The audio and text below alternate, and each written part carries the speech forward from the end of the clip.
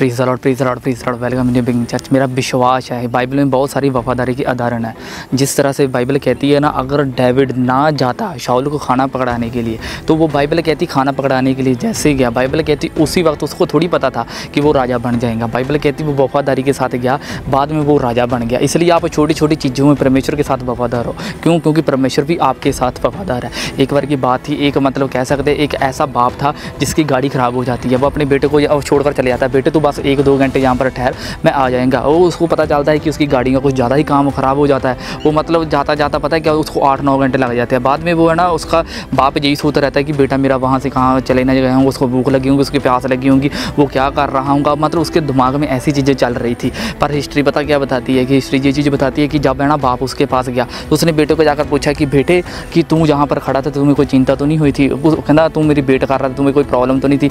तब बाप ने उसको पता क्या मतलब कि बेटे ने बाप को क्या बोला, बेटे ने बाप को बोला कि पापा आपने मेरे को बोला था मैं आऊँगा तुम्हें आकर ले जाऊँगा। इसी तरह से यीशु ने भी बोला है, यूहन्ना 14:3 में लिखा है, यीशु ने बोला कि और यदि कहता मैं जाकर तुम्हारे लिए जगह तैयार करूँ।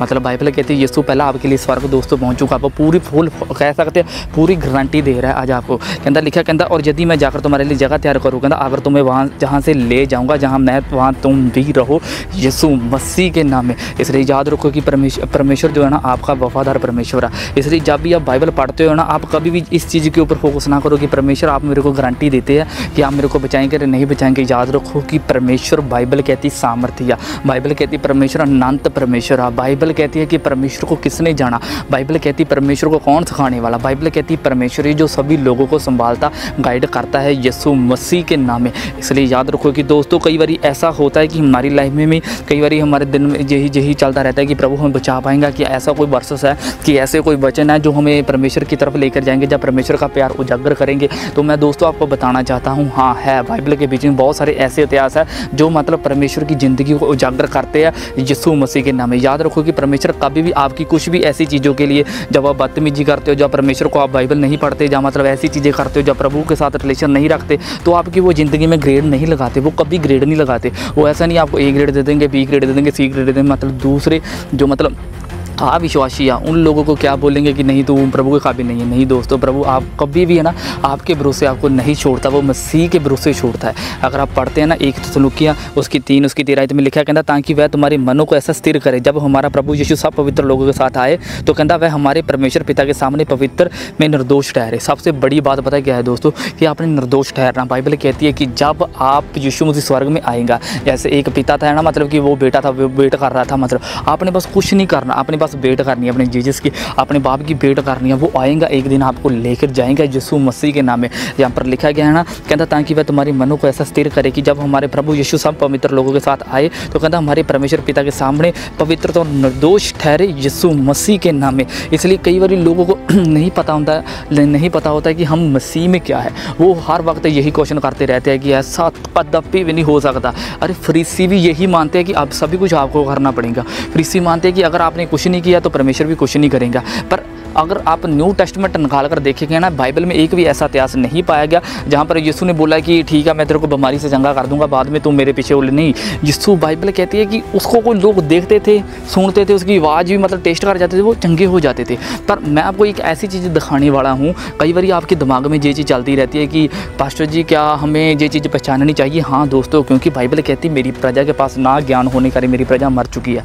शैतान उनको कभी नहीं मार सकता। पता है क्यों? क्योंकि परमेश्वर की प्रजा के पास ज्ञान है। इसलिए दोस्तों याद रखो कि जब परमेश्वर का उदाहरण, जब परमेश्वर की कुछ भी ऐसी चीज़ें सिखाई जाती है ना, आप बाइबल कहती है जिसके ऊपर है ना ईश्वरीय ज्ञान हो तो सामने वाला इंसान चुप रहे। इसलिए बहुत साल पहले है ना एक अमेरिका ने मतलब सरकार को मतलब अपने जो इंडिया का एक देश है उसका शहर का नाम पता क्या है? ओक्लाहोमा अमेरिका ने मतलब एक जगह मतलब दी इंडियन लोगों को। उन लोगों ने बताया कि यहाँ पर तेल का बहुत सारा व्यापार होता है। जब उन लोगों को पता चला कि जहाँ पर तेल का बहुत ज़्यादा व्यापार होता है ना, तो वहाँ पर ऐसी हिस्ट्री बताती है कि वहाँ पर हर एक रहने वाला रिच था, हर एक रहने वाला इंसान मतलब रिच था, कोई भी भूखा नहीं मर जाता था। पर थोड़े दिन के बाद एक ऐसी हिस्ट्री बताती है कि एक ऐसा इंसान था वहाँ पर भूख की वजह से मर गया।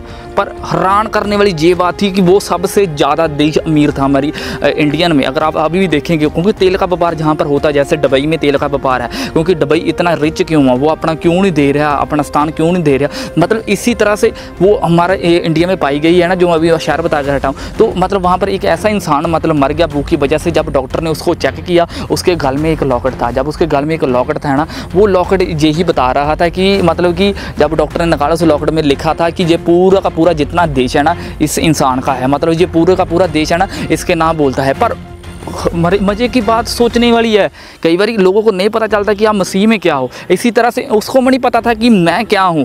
वो पता क्या था, जब वो मर गया उसके घर वालों को पता किया, कहता हमारे बाप तो पढ़े लिखे नहीं थे। इसलिए कई लोग आज भी अपने आप को बुद्धिमान ज़्यादा समझते हैं, बट वो मसीह की कलीसिया को नहीं समझ पाते, वो बाद में भूखे मर जाते हैं। इसलिए दोस्तों आपको पहचानना पड़ेगा आप मसीह में क्या है। जिस तरह से वो इंसान भूखा ही मर गया एक अमीरी देश में होते हुए, इसी तरह से आज भी लोग क्यों पीछे हट रहे हैं, बैक साइड क्यों हो रहे, गरीबी में क्यों है, अभी बीमारी में क्यों है, क्योंकि अभी भी वो मसीह में परमेश्वर की धार्मिकता तो नहीं समझते।